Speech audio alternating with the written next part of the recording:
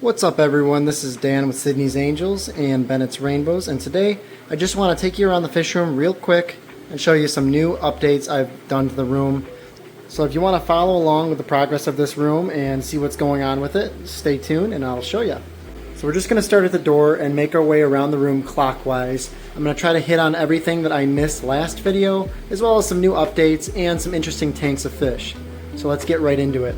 My maintenance cart has been evolving as I use it, and I'm really enjoying it. It's set up so that I feed off of it from this side. So I actually take it around the room twice a day. I make a big circle around the room and I feed off of it, and it makes my life really easy, and it's very efficient. It's a very efficient way of feeding the fish. So I usually have like my baby brine shrimp in here, newly hatched baby brine shrimp, frozen bloodworms, and then I've got my main foods. I really like Fluval bug bites. I like to pretend that it's Bug Buffet from Keeping Fish Simple. I have used that food, it's excellent. It's just a little too expensive for me with the scale that I feed, so Bug Bites is still a great food. I've got other foods that I buy in bulk. Other things on here that I might use, like measuring devices, methylene blue, turkey basters, flashlights, all that kind of stuff, TDS meters. On the bottom's more of a valves and things I don't use every day, but like tools, nets. I'm probably going to build a shelf here because there's a lot of wasted space. You can see there's not a whole lot going on right up here, so I might build a wooden shelf and put more stuff there. On the end, I just hang some nets, and I've got some specimen containers hanging here too, with some just odds and ends. I really like using a headlamp when I pick eggs off of mops. That actually makes a huge difference. Something that I would recommend anyone that's picking eggs, especially if you don't have good night vision like me. Hung a whiteboard here. I put notes on it every day so I can stay focused on what I'm doing. You remember the TV, right underneath the TV is a double 20-gallon long rack that I built. This is going to be set up as Dean's fry system. These are all off because I had to move stuff around, so I'll be moving these. But basically, there'll be at least 4 trays up here and probably another 4 trays down here. They're going to be independent of each other in case one crashes. And they're set up very simple. So if you've seen Dean's Fish Room on the Aquarium Co-op channel, you know the premise of this system. Continuous water flowing in. It flows out through this sponge. And you've also got an air source in each tray. The tray is designed to keep the fish close together and makes feeding and cleaning very efficient. So in this first tray, we've just got some Medaka rice fish. Beautiful, beautiful strain that I was gifted. I'm very grateful for. They've been breeding like crazy, and I can't wait to get them out to you. Emerald Rasboras in the second one. I have not vacuumed this tray. There's actually, believe it or not, a ton of fish in here. Yeah. See all those little sticks? Hatching out some blue eye eggs in this tray, and there's nothing in that tray. Basically, the way I have this set up is a little different than I did last time. It's a 20-gallon long with no lid on it. 4 trays. I got these at Meijer.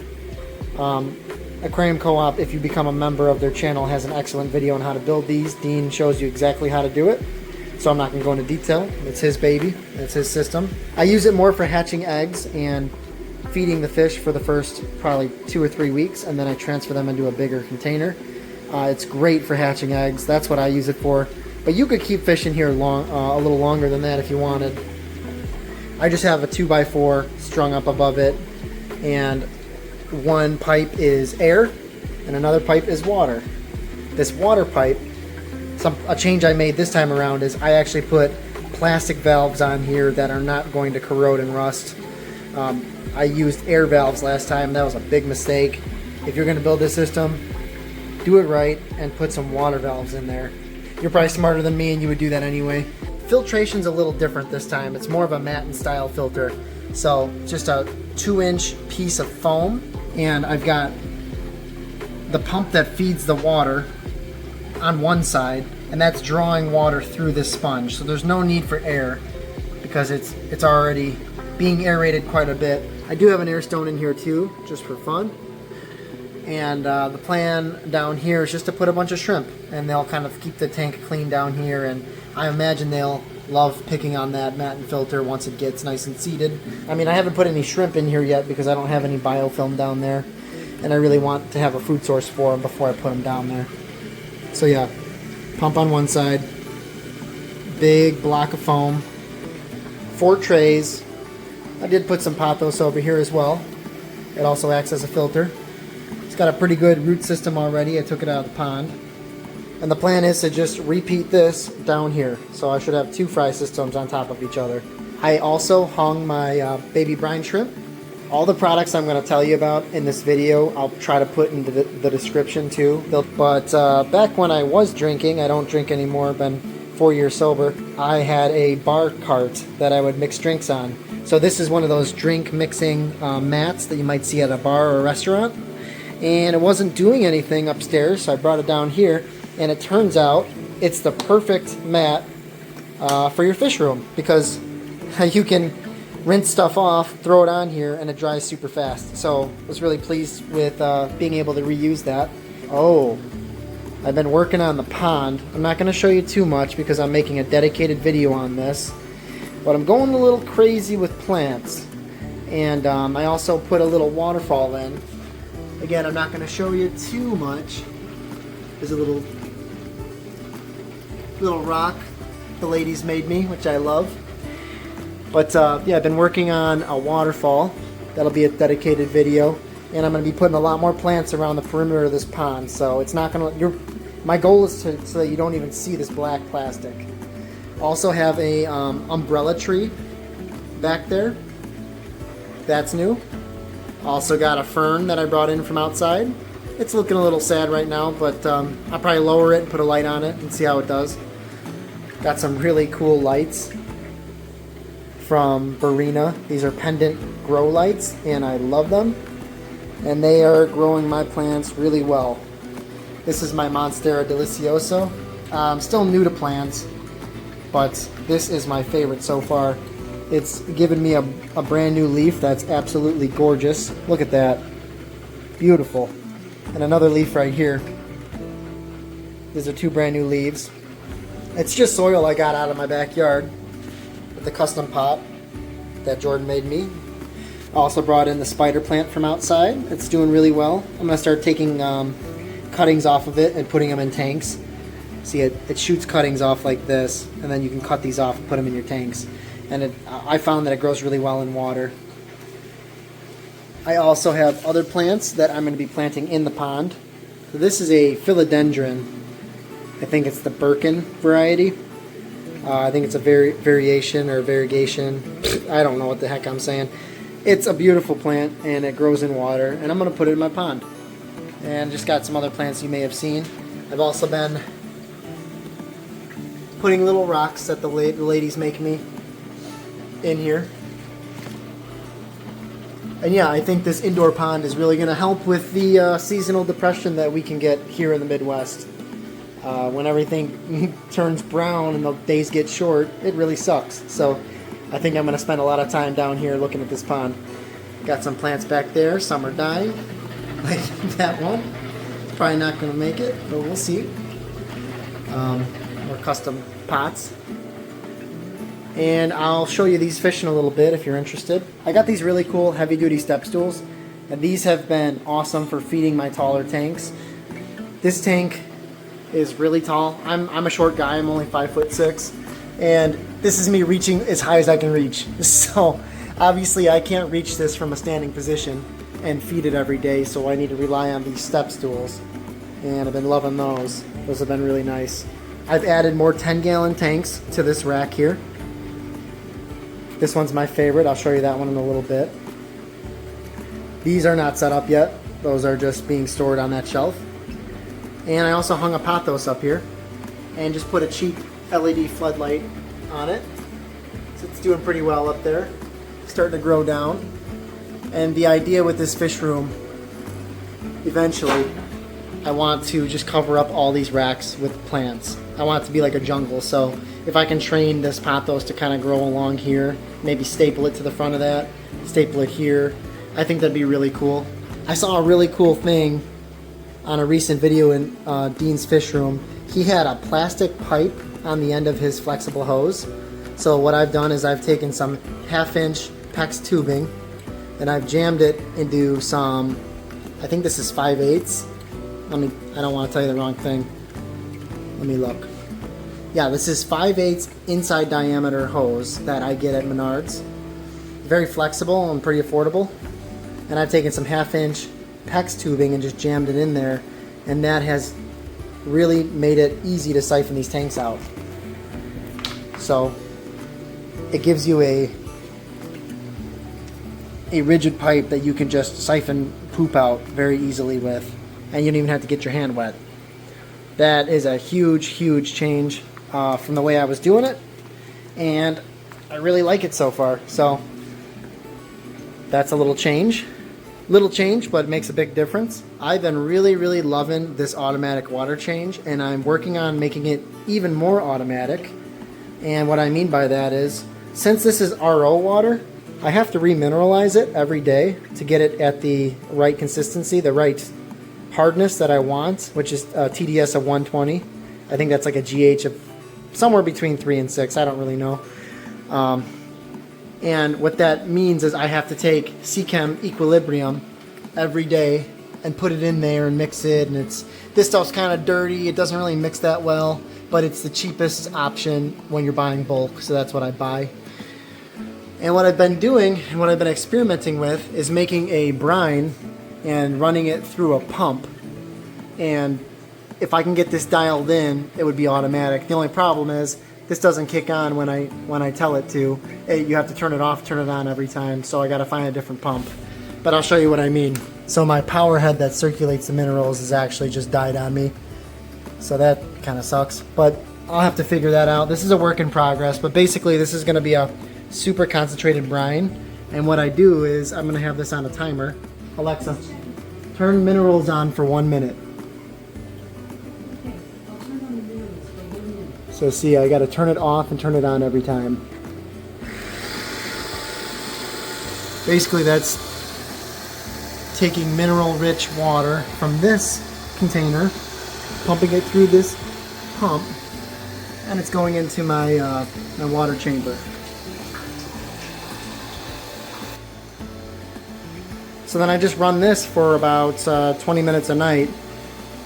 Alexa, turn the water change on for 5 minutes. So now that'll turn on for 5 minutes.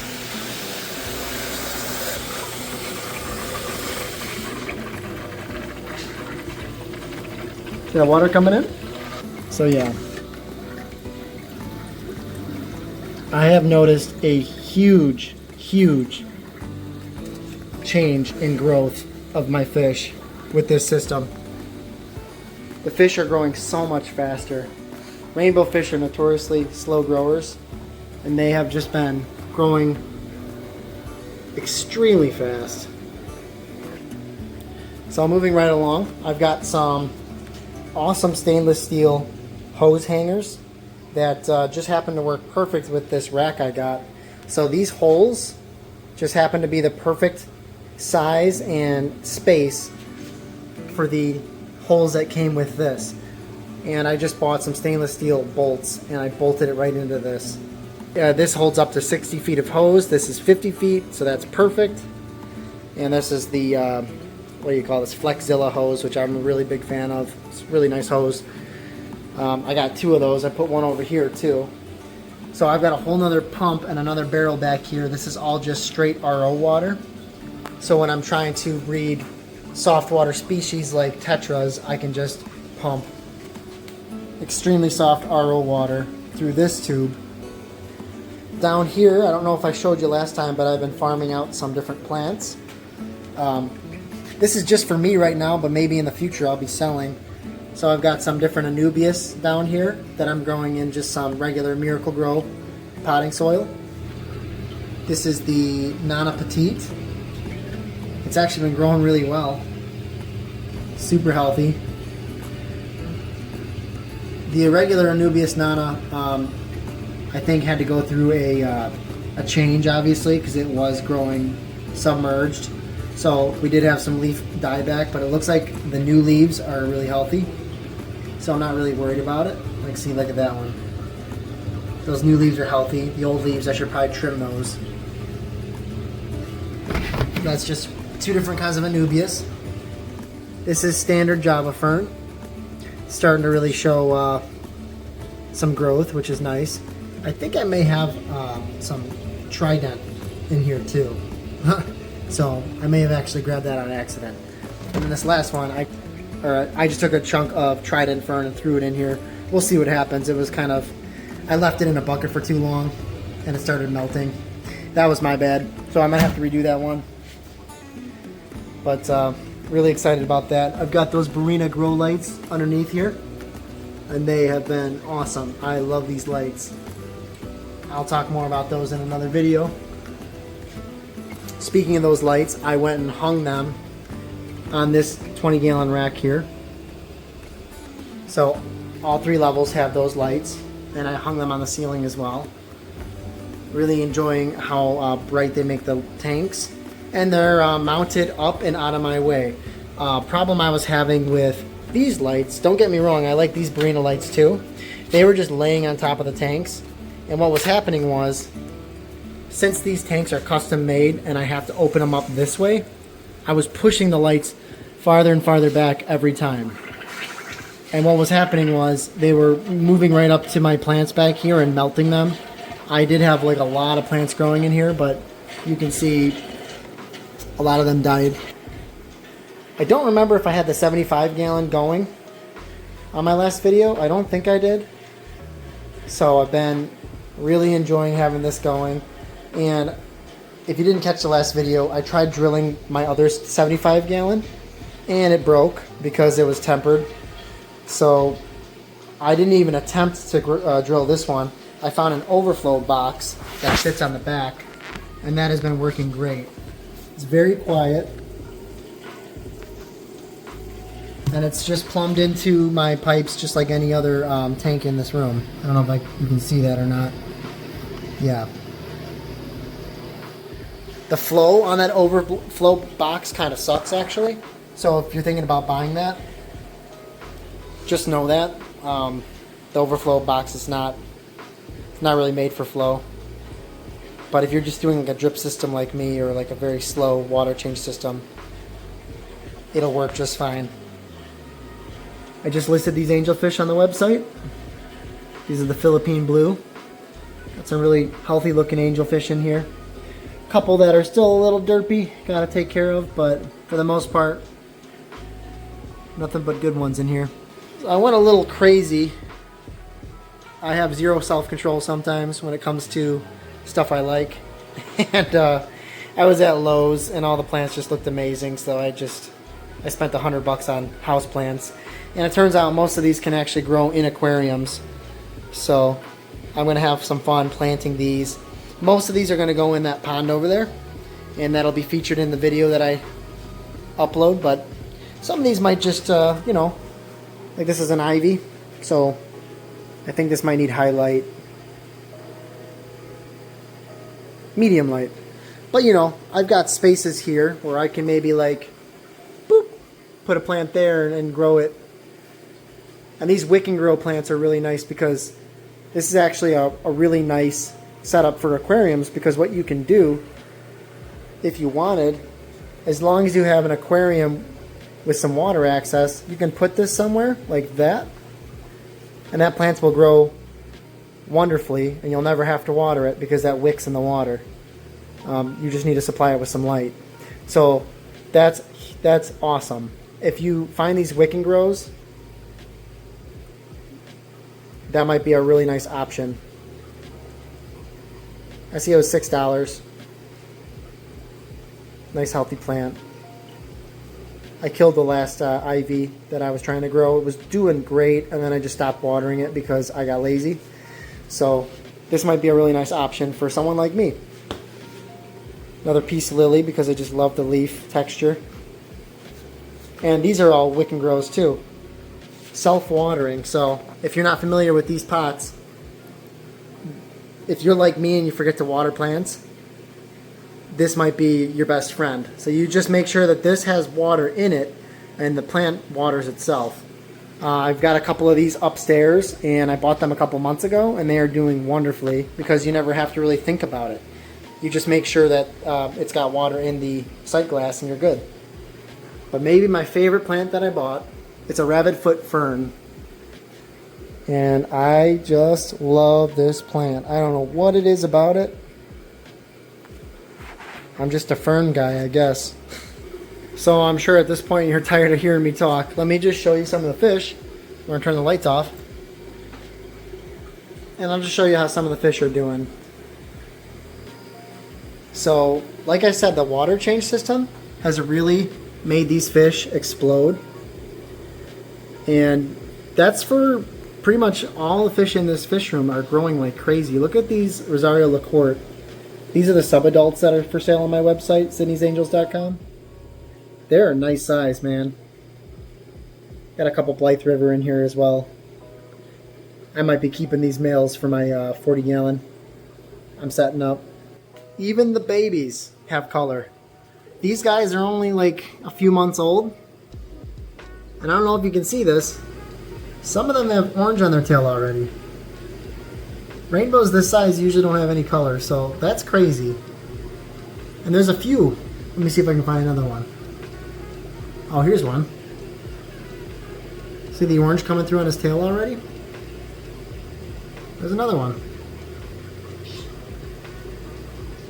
Sorry about the glass, I know it's not clean. I didn't want to scare the fish before this video. Yeah, look at that. Look at the orange on that fish's tail. These guys aren't even, they're probably ½ inch. And they already have great color. So that's, I think that's also got to do with the brine shrimp that I give them. That's all they eat is brine shrimp. But I know Rosario line bred these and he did a great job because the color is just really coming through on these guys. Got a couple spawns of plecos out of this tank. These are the Calimoises. They're not really turned on right now. But I think these babies are always beautiful. I think this male might be sitting on eggs. I don't know for sure. Sure looks like he's fanning something. Peppermint pleco. I already got 2 batches of eggs from that guy. And I'm not kidding. This is a 20 gallon high. I probably have about 100 plecos in here.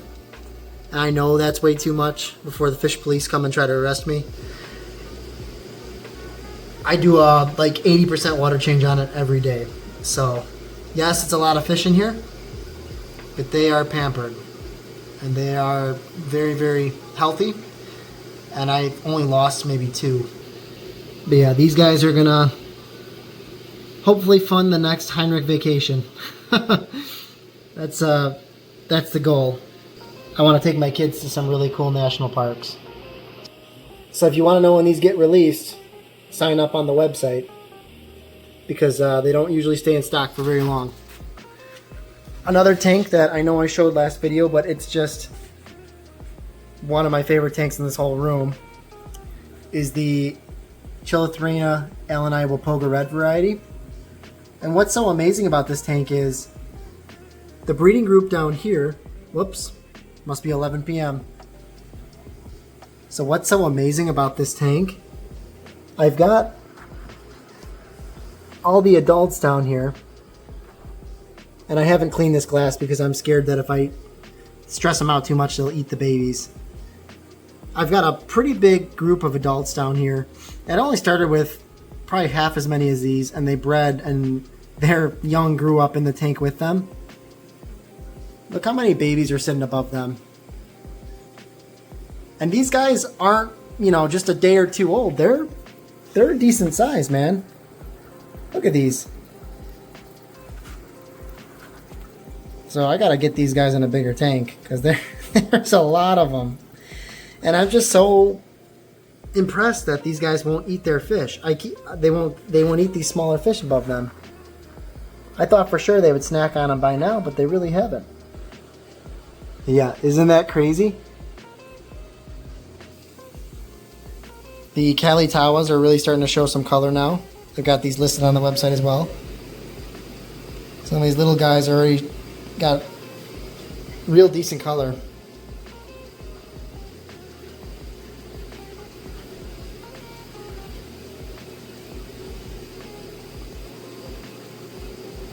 And I know that when you're breeding these fish, sometimes you can get all males or all females, but I'm looking, and so far I feel like I got a pretty good mix from what I can see. So when you buy from me, I really do try my hardest to make sure you get females and males, because I want you to be able to breed these fish. You can see the males are definitely going to be the ones with the really red fins. But if you buy a decent sized group, I always try to make sure your ratio is good for breeding. It can be hard sometimes with fish this small, but when they have color already, it's not as hard. So like that's probably a female right there. You know, I could scoop her out, and then I'd put her in a cup with a male, like that guy. That's definitely a male. And if you're curious of what the adults look like, these guys are turning into absolute sausages up here. They get a lot of frozen bloodworms, a lot of baby brine shrimp. Coming up to say hi to you guys. Look at that sausage. I absolutely adore these rice fish. So hopefully these will be coming to the website soon. I got some really good video of them outside. That's when they really shine. I think this is a fish that, if you really want to enjoy them, you want to look at them from the top down. You really get to see all that spangling on their bodies and the different colors. It seems like there's some that are blue and some that are orange. And in the sunlight, they look absolutely incredible. But I've got a bunch of those growing up too, over here.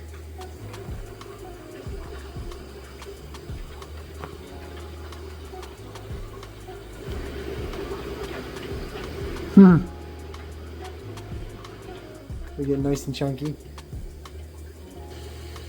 My breeding group of CPDs are actually getting pretty massive. It's from a couple different bloodlines. Try to diversify the gene pool a little bit, but these guys are chunky. And I'm not currently breeding these guys because I have a really good amount already. Sorry for the glare, but hopefully you can see that there is an absolute boatload of CPDs in here.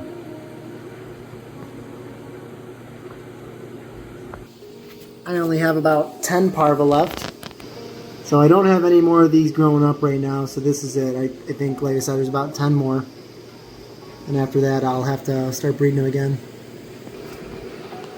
The blueberry tetras are looking super chunky. I have not actively tried to breed these yet, but I've been feeding them really well, just kind of getting them conditioned up. I want to really get into breeding tetras. I think I need to design a system that works for me. And I think what that's going to be is maybe like egg crates on the bottom of tanks and pairing them off and trying to get them to spawn and then letting the fry grow out in that tank. But I'm still new when it comes to breeding tetras, so right now I'm just trying to learn how to do it. This tank is really fun. I took the kids to a local creek and we just went fishing with some nets and caught a bunch of really cool native fish. And I haven't decided if I'm going to keep them yet. I might bring them back to the creek and release them again. I was going to build a 40-gallon native tank. What I was really looking for was orange-throated darters. And I found a bunch of different darters. I don't know if I got any orange-throated ones. But these guys, how cool are these guys?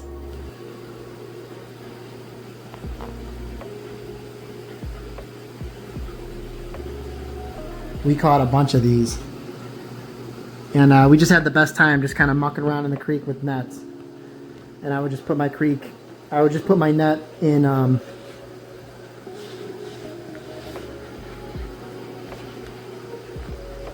I would put my net in a weedy section of creek, kind of stomp around and scare them into it. And these darters, I love watching them just kind of, I guess, dart around. I brought a bunch of native plants home with me They all kind of died, so I got some outside still that are doing great, so I might bring those in.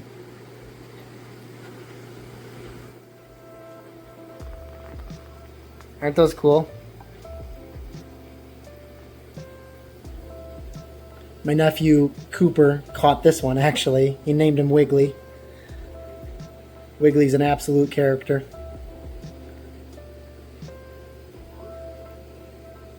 So yeah, I'm definitely going to release this guy if I don't make a 40 gallon, because this is much too small of a tank for him. Yeah, I really enjoy this tank. Super fun to watch. There's always something going on. And this is all just, all the substrates actually stuff we just removed from the creek as well. Oh, I almost forgot. I'm also trying to breed Hillstream loaches. I just got like a group of 4 of them in here.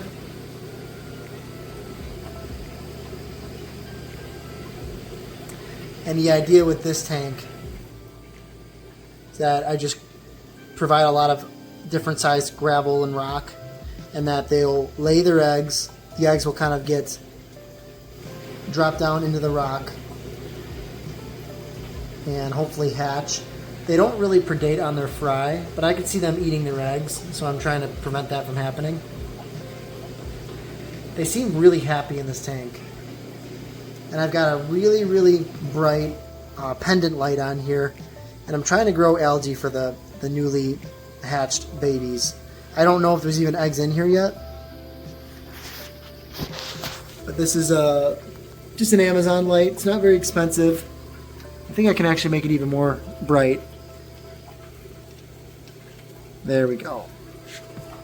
And the nice thing about a pendant light like that is it's a single source LED, so you get a beautiful shimmer effect in the water. And I really enjoy just sitting here and watching this. It's beautiful.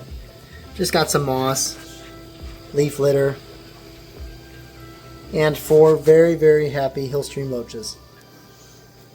So the last time I tried doing this, I think where I went wrong was I had a bunch of snails in the tank, and I think the snails are probably eating the eggs. So I'm trying it again. Just trying to feed them really well, keep the water super clean, and go from there. So yeah guys, just wanted to shoot a really quick video on what's going on in the fish room, new stuff that I've been doing. Thank you guys so much for watching. I always appreciate you watching. And if you have any questions, leave it down in the comments, and I will try to respond as soon as I can. Thanks again. Hope you're having a great week. Bye.